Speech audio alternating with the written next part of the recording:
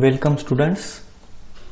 Last video में हमने stability checks बहुत ही अच्छी तरीके से परफॉर्म किए और आपको मैं आशा करता हूँ कि आपको वो समझ में आया हो। अभी इस वीडियो में हम इंटरप्रिटेशन ऑफ रिजल्ट और डिजाइनिंग ऑफ रेनफोर्समेंट, तो ये सारे मुद्दे देखने वाले हैं। तो सबसे पहले check the beam forces oblique stresses if required.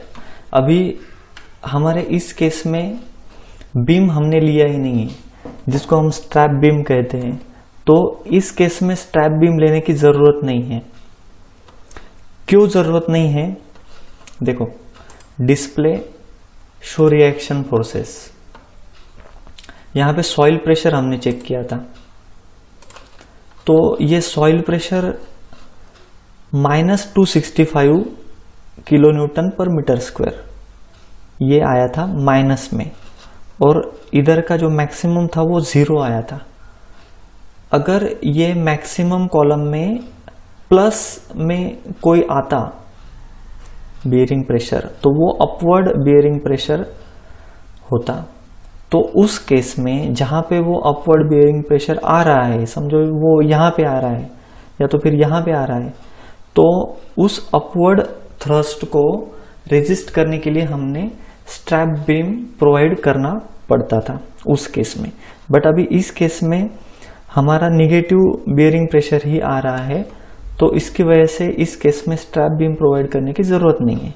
But अभी फिर भी अगर स्ट्रैप बीम प्रोवाइड करना पड़ जाए तो वो मैं शॉर्टली आपको बता देता हूं।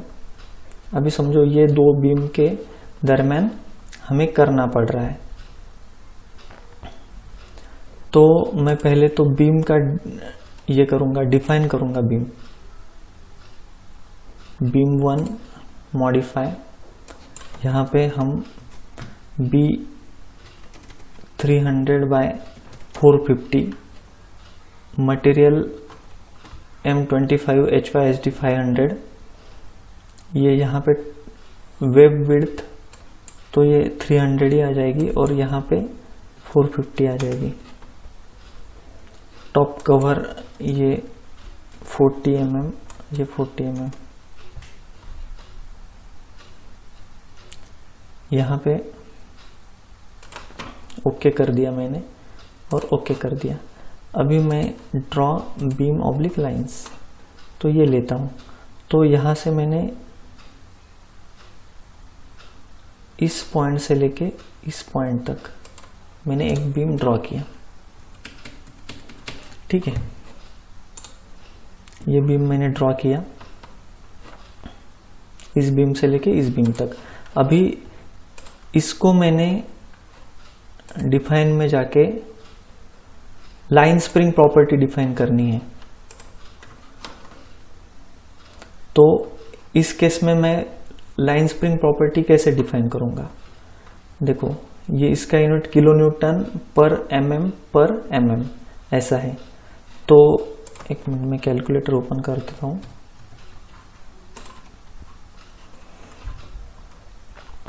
तो हमारा जो SBC है वो 275 है, 275, और अलाउएबल सेटलमेंट 20 mm है। तो ये मैंने मीटर में करना है, तो इसलिए 275 ये मीटर स्क्वायर में है। तो यहां पे क्या करना है,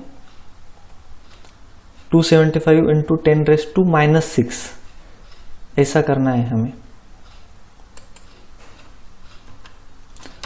यानी कि वो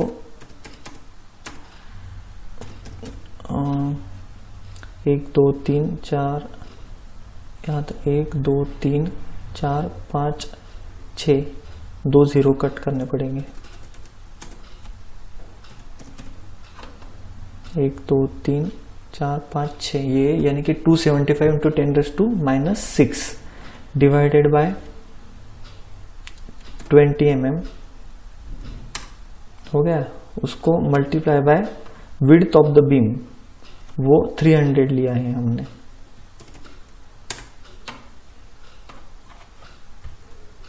तो ये आ गया 0.0041, ये यहाँ पे डालना है 0.004125, यहाँ पे 0.004125 ये यहाँ पे डालना है, और यहाँ पे कंप्रेशन ओनली और ओके ओके।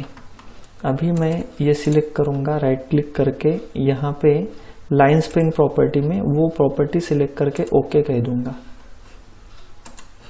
ओके, तो ये लाइन स्प्रिंग प्रॉपर्टी इसको असाइन हो गई। अभी इसके बाद डायरेक्टली एनालिसिस रन करना है, उसके पहले रेनफोर्समेंट देख लेते हैं। इसमें रेनफोर्समेंट कॉलम नहीं, ठीक है। तो डायरेक्टली हम यहाँ से सेव करके यहाँ पे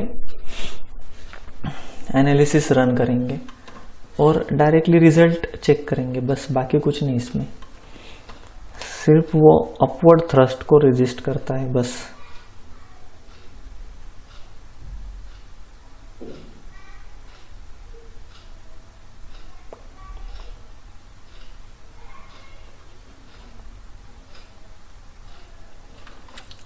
ठीक है, तो यहाँ पे डिस्प्ले में जाके बीम फोर्सेस ऑब्लिक स्ट्रेसेस, तो ये हम यहाँ से मेजर मोमेंट, ये मेजर मोमेंट है, इसको अगर वैल्यू शो किया तो ये वैल्यू भी शो हो रही है इसकी। इसमें मेजर शेयर फोर्स भी दिख सकता है। तो इस तरह से इसका डिज़ाइन भी हम कर सकते हैं। डिस्प्ले में जाके शो बीम डिज़ाइन, यहाँ पे लॉन्जिट्यूडिनल बार, इम्पोज मिनिमम रेनफोर्सिंग एरिया, तो ये इस तरह से इसका डिज़ाइन, ये रेनफोर्सिंग एरिया यहाँ पे रिफ्लेक्ट हो रहा है और रेनफोर्सिंग एरिया के हिसाब से हमें लॉन्जिट्यूडिनल बार्स कैलकुलेट करने हैं। बस ट्रांसफर स्टील का, ये ट्रांसफर स्टील है, बस इसके हिसाब से वो करना है, बस बाकी कुछ नहीं इसमें। यहाँ पे ये मैंने आपको बता दिया, बीम का डिजाइनिंग भी हो गया।